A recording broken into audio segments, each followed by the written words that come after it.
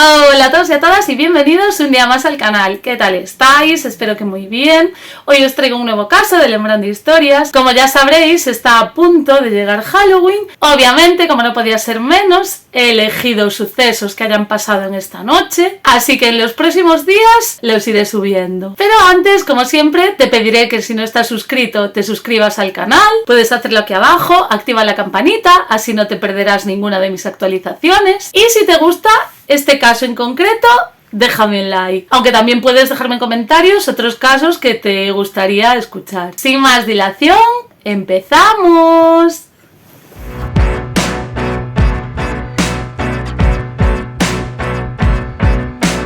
Para la historia de hoy vamos a retroceder bastante en el tiempo, nos vamos a transportar a una noche de Halloween, pero del año 1974. Uno de los protagonistas se llama Ronald Clark O'Brien, quien además de ser óptico de profesión, era diácono en la segunda iglesia bautista. Además cantaba en el coro y se encargaba del programa de autobuses locales. O'Brien estaba casado, tenía 2 hijos, una niña de 5 años, Elizabeth, y otro de 8, que se llamaba Timothy. La familia vivía en Texas y el 31 de octubre del año 1974, como os he dicho, decidió el padre con sus 2 hijos, acompañados de un vecino, también con su hijo, ir por el vecindario pidiendo dulces. Iban por las casas, llamaban a sus vecinos y hacían truco o trato. Sin embargo, durante su recorrido, llegaron a una casa que no tenía luz. Aún así decidieron llamar por si había alguien dentro, pero nadie contestó. Los niños empezaron a impacientarse, por lo que querían seguir yendo a otras casas. Ronald les dijo: sí, id yendo, que os sigo ahora. Elizabeth y Timothy, acompañados de su vecino, siguieron el camino, mientras su padre se quedaba en la acera de esa casa. Pocos minutos después, los alcanzó y, para su sorpresa, llevaba como unos tubitos de caramelo que decía haber conseguido en la casa que no tenía luces. Son como unos caramelos, unos tubitos que lleva caramelo en polvo y es ácido. Dio uno a cada uno de los 3 chicos que estaban en ese momento, le dio otro a su vecino para que se lo diera a su hijo y el quinto, que le sobraba, se lo dio a un chico que conocía de la iglesia y se encontraron. Siguieron su camino, pero de pronto se puso a llover, por lo que decidieron que lo mejor era volver para casa. Ya allí, Timothy parece ser que le pidió a su padre permiso para poder comerse uno de los caramelos que había recolectado. Eligió el dulce que os había contado antes, este tubito de caramelo en polvo. Sin embargo, cuando lo estaba tomando, se le atascó. Tuvo que pedir ayuda a su padre porque parecía que el polvo no se despegaba de las paredes del tubo. Su padre le ayudó, lo tomó y al poco rato Timothy empezó a sentirse mal. Decía que le dolía la tripa, incluso se fue al baño, estuvo vomitando y convulsionó. Su padre, preocupado, llamó a emergencias y mientras estaban esperando a la ambulancia, estuvo abrazándolo porque el niño estaba bastante mal. O'Brien, mientras esperaban, incluso llegó a darle un refresco de la marca Kool-Aid para sacarle el mal sabor de boca. Sin embargo, Timothy no lograba encontrarse mejor. Pronto llegó la ambulancia, se llevaron al niño, pero antes de llegar al hospital y a menos de una hora de haber ingerido la golosina, Timothy murió. ¿Pero qué había pasado con Timothy? Si hacía nada, estaba recogiendo dulces con sus amigos, estaba comiendo una golosina hacía menos de una hora. ¿Qué le podría haber pasado para llegar a ese trágico final? Mike Hampton, que era el fiscal responsable del caso, decide entonces, para iniciar la investigación, ponerse en contacto con el jefe de forenses de Harris, un condado vecino. El forense se interesa por saber qué olor desprendía el aliento del niño. Para averiguar este dato, Hampton llama a la morgue, donde le dicen que el olor que se desprendía era algo así similar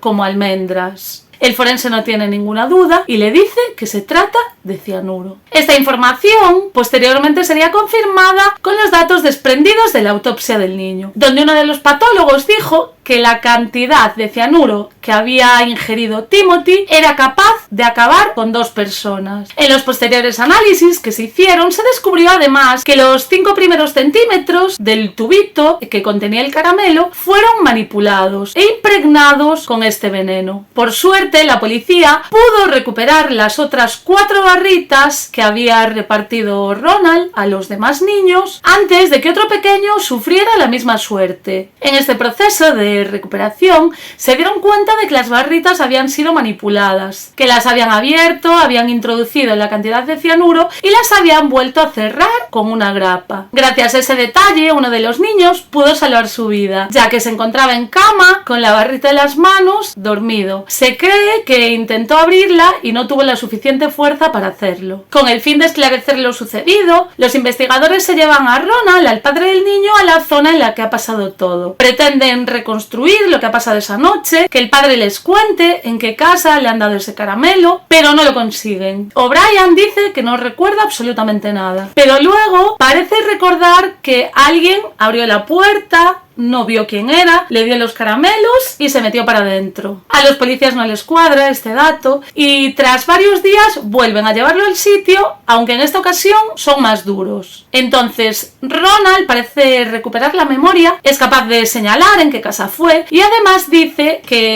el brazo que le dio las golosinas era bastante peludo. Los investigadores ya saben qué casa es, intentan llamar a la puerta, no hay nadie, averiguan quién es el dueño de esa casa y se personan en su trabajo. La casa pertenecía a William Hobby, un controlador aéreo que fue detenido en ese mismo momento delante de sus compañeros. Ya en comisaría cuenta su versión, dice que él estuvo trabajando hasta muy tarde, que llegó a la casa a las 11, que en casa estaban su mujer y su hija y que la casa tenía las luces apagadas porque se le habían acabado los caramelos, entonces habían tomado esa decisión para que no fueran los niños por allí. Dato que parece coincidir con lo que contaba inicialmente Ronald. Dice que estuvo allí con su vecino, con sus niños, que la casa no tiene luces, que nadie les abre, los niños se impacientan, se van, luego él se queda y es cuando se supone que consigue los dulces. Versión que no apoya William porque dice que en casa su mujer y su hija tenían la luz apagada porque no tenían dulces. La versión del controlador aéreo estaba avalada por sus compañeros, tenía testigos de que había estado trabajando, que lo que contaba era cierto. De hecho, su empresa tenía registros de firmas, constaba que él había firmado la hora de entrada, la hora de salida y coincidía con su versión. William Hobby tenía coartada, una coartada corroborada, se comprobó que era cierta, por lo tanto dejó de ser sospechoso. Una vez claro que William no era el culpable de la muerte de Timothy y a falta de nuevas pistas el caso quedó archivado durante un mes. Sin embargo, pasado ese tiempo, un dato llamó la atención de los investigadores. O'Brien había contratado en enero de ese mismo año, de 1974, 2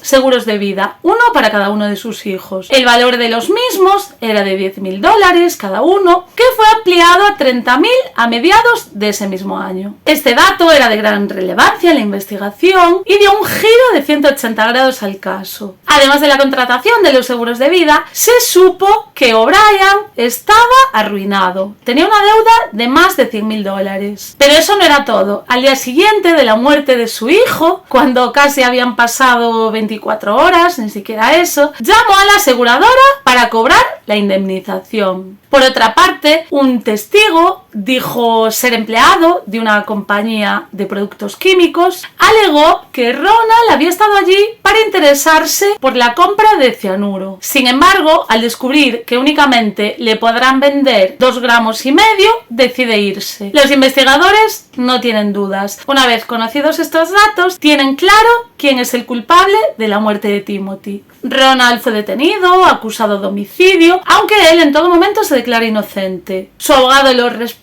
y acusa a otros malhechores de ese delito. Hasta ese momento, y al no existir huellas dactilares, no fue posible demostrar que Ronald había manipulado los dulces, dejando a su favor la presunción de inocencia. Sin embargo, en el registro de su casa pudo hallarse unas tijeras con restos de plástico, similar al que contenía los dulces. Además, posteriormente se supo que en una clase a la que asistía Ronald en la universidad, preguntó a su profesor si el cianuro era el más letal de los venenos. Recordemos que, según el otro testigo, se había interesado por comprar cianuro y que en la autopsia de Timothy se supo que se había utilizado ese mismo veneno para acabar con su vida. Estos datos, sumados a las declaraciones en el juicio de sus compañeros, conocidos, familiares, terminaron por inculparlo. Y finalmente, el 3 de junio del año 1975, 7 meses aproximadamente desde que había fallecido su hijo, fue condenado por un jurado popular a pena de muerte en la silla eléctrica. El jurado lo considera culpable de la muerte de Timothy, de su hijo, y además de 4 intentos de homicidio, ya que había dado 4 tubitos más de ese mismo dulce